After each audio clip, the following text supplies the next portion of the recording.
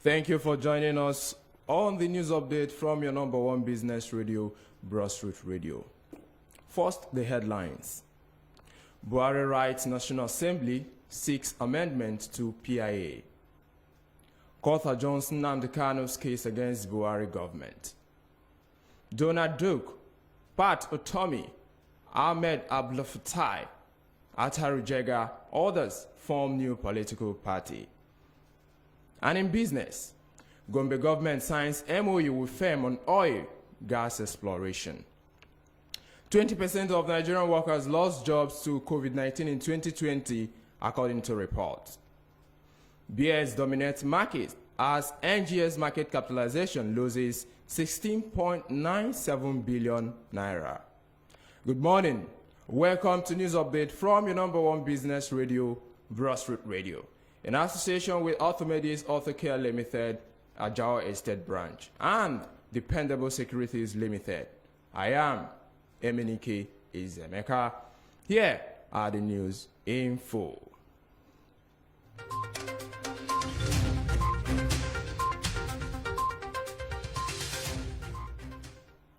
President Muhammad Buhari on Tuesday asked the Nigerian Senate to amend the recently signed Petroleum Industry Act. This was made known in a letter he sent to the National Assembly. Buhari's letter was read on the floor of the Senate by its president, Ahmed Lawan, at the commencement of the day's plenary. The president is seeking an amendment to the new act to allow for the removal of the ministers of Petroleum and Finance from the board of the Nigerian National Petroleum Corporation, NNPC. In the letter, the Nigerian leader wants the ministers removed so they can continue to perform their functions without necessarily being members of the board. Buhari also wants the amendment to allow the non-executive members to be increased from 2 to 6 in the interest of our national petroleum. President Muhammad Buhari has written to the Senate seeking the confirmation of his nominees as board members of the Nigerian Midstream and Downstream Petroleum Regulatory Authority, Upstream Regulatory Commission, and the Economic and Financial Crimes Commission, EFCC. The requests were contained in 3 confirmation letters from the President to the Upper Legislative Chamber, which were read by the Senate President Ahmed Lawan during plenary session on Tuesday. The People's Democratic Party, PDP, has attacked President Muhammad Buhari for refusing to name and shame sponsors of Boko Haram and ISWAP. Recently, the presidency has stated that the Muhammad Buhari-led administration is not bothered about exposing terrorism sponsors. Rather, it is only interested in prosecuting them. Speaking during an appearance on a TV program on Monday, Presidential spokesman Femi Adesina disclosed that security agencies are working to get solid evidence against these terrorism financiers before charging them to court. However, reacting in a statement on Tuesday signed by a spokesperson Kola Olegbindina, the PDP said the refusal by the Buhari government to expose sponsors of terrorism in Nigeria shows that its hands are not clean. The PDP added that the refusal shows that the All Progressive Congress-led government has been allegedly providing official cover for insurgents and bandits terrorizing the country. It, however, challenged the Buhari presidency to immediately publish the names of the sponsors of terrorism given to it by the United Arab Emirates, UAE. The Minister of Information and Culture, Lai Mohammed, says bandits have been boxed in Katsina and other northwest states. Mohammed stated that the security measures adopted by the governors in the fight against bandits and criminals in the state are beginning to yield positive results. He made this known on Tuesday when he visited Governor Aminu Masari of Katsina State at the government house in Katsina. Mohammed added that the table is turning against bandits in the northwest region after security measures imposed by governors got the bandits boxed in and the military stepped up its kinetic approach. The minister stated that the positive efforts of the governors have not received media attention, urging the press to encourage the governors and help in fighting against banditry. Some prominent Nigerians have formed the Rescue Nigeria Project, RMP, to give Nigerians an alternative platform to the All Progressives Congress (APC) and the People's Democratic Party (PDP).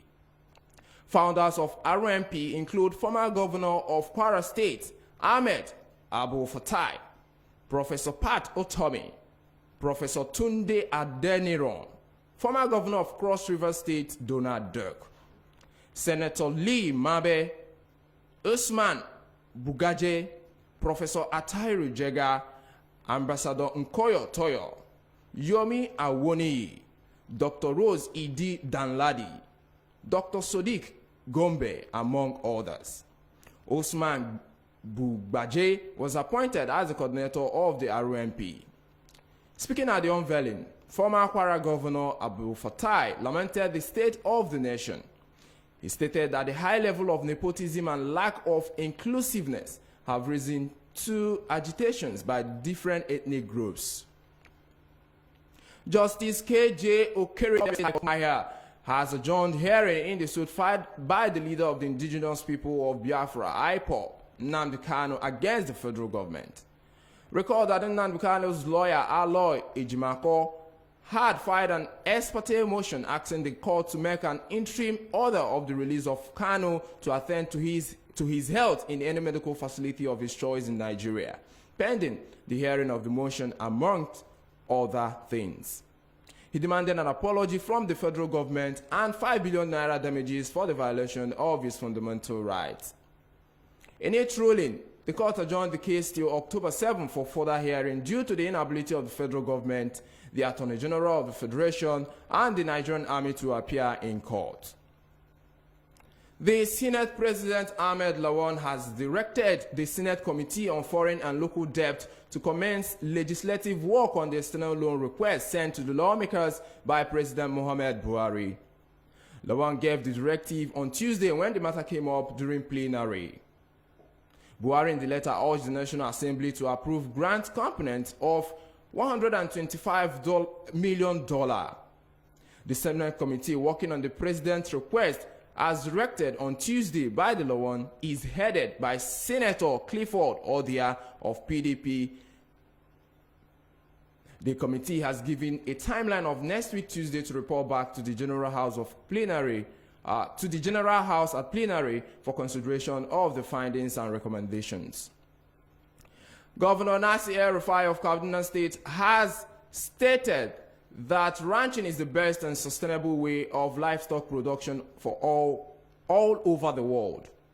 The eloquent governor added that open grazing is primitive and not sustainable, adding that there are alternative ways of producing livestock. El-Rufai made this known to reporters shortly after a meeting with officials of the All Progressives Congress (APC) at the party's national secretariat in Abuja on Tuesday. The governor added that ranching will curb the incessant farmers-herders clashes across the country and bring peace to the country. He added that the Northern Governors Forum has supported ranching as the best way to rear and market livestock in the region. El-Rufai, however, condemned the politicizing of the open grazing system and the passage of anti-open grazing law by some southern states. The governor of Borno State, Babagana Zulum, has slammed a 6-month suspension on the entire management of the state-owned Ramat Polytechnic in Maiduguri after paying a surprise visit to the institution. Zulum had obtained National Diploma in Agricultural Engineering from the Polytechnic in 1988 before returning as rector of the tertiary institution from 2011 to 2015. When he paid an unannounced visit to the school, the governor was shocked to see workshops and laboratories were no longer functioning as the Polytechnic is dead. He visited the Polytechnic around 9 a.m. and found most of the laboratories out of use, with some covered by cobwebs and rodents roaming around due to neglect. After carrying out an assessment of the place, the governor directed the State Commissioner of Higher Education, Science, Technology and Innovation, Dr. Babagana Malumbe, to immediately take over the running of the school. Up next is business news in a jiffy.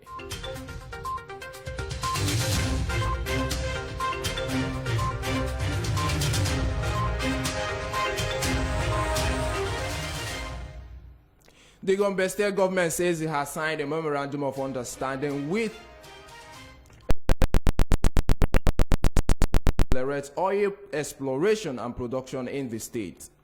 In a statement by his Press Affairs Director General Ismail Misili on Tuesday in Gombe, Governor Inuwa Yahaya said the MOU was needed, especially with the signing of the Petroleum Industry Act and clamor by states to collect value-added tax. Mr. Yahaya said that proactive steps had been implemented to guard against negative experiences associated with oil and gas exploration. He, however, called on the host communities to cooperate with the investors to facilitate smooth takeoff of their operations. The United Nations Development Program, UNDP, and the National Bureau of Statistics, NBS, says 20% of Nigeria's workforce became unemployed in 2020 due to COVID-19. In a report released on Tuesday titled "The Impact of COVID-19 on Business Enterprises in Nigeria," they highlighted the significant decline in revenue faced by enterprises and establishments across the country as a result of the pandemic. The report based its findings on in-depth interviews with almost 3,000 businesses from both the formal and informal sectors across major industries of the economy. About 80% of enterprises interviewed said they experienced a decline in revenue, and 73% said they faced liquidity challenges due to secondary impact of COVID-19. The report said while there have been promising signs of recovery in 2021, COVID-19 has had an outsized socio-economic impact on Nigeria. At the end of yesterday's trading session, the Nigerian exchange closed negative amid sell-offs and buy interest as the benchmark all share index ASI depreciated by 8 basis points, while the market capitalization decreased by 16.97 billion naira. The NGX ASI closed at 38,873.85 points to reflect a loss of 0.08% from the previous trading day section. At the close of market yesterday, Tuesday, 21st of September 2021, the stock market value currently stands at 20.25 trillion naira from 20.27 trillion naira in the previous trading day section. ETA today return, however, is currently settled at minus 3.47%. The market breadth closed positive as MRS led 16 gainers and 13 losers, topped by Nimet at the end of yesterday's section. The stock market had declined by 1,396.87 basis points since the start of the year. Market sentiment trends towards the bears, despite the market differentials being in favor of the advancers as 16 gainers surpassed 13 losers. The NGX ASI top gainers are as follows. MRS was up by 9.75% to close at 15 naira 20 kobo.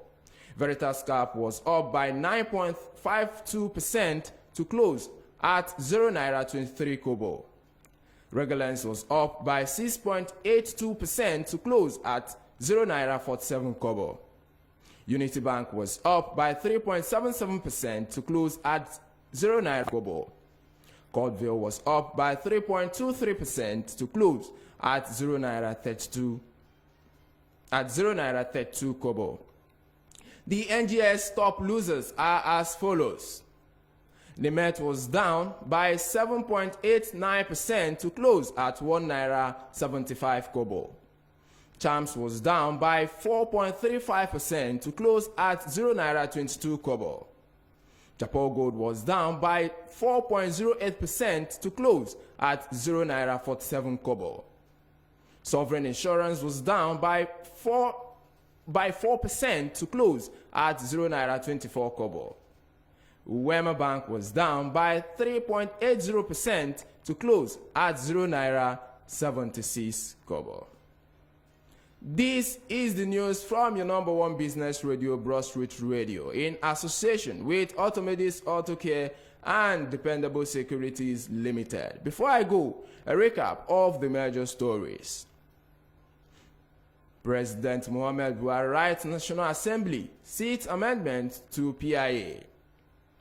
Court adjourns Nnamdi Kanu's case against Buhari's government. Donald Duke, Pat Otomi, Ahmed Abu Fatai, Ataru Jega, others form new political party. And in business, Gombe government signs MOU with firm on oil and gas exploration.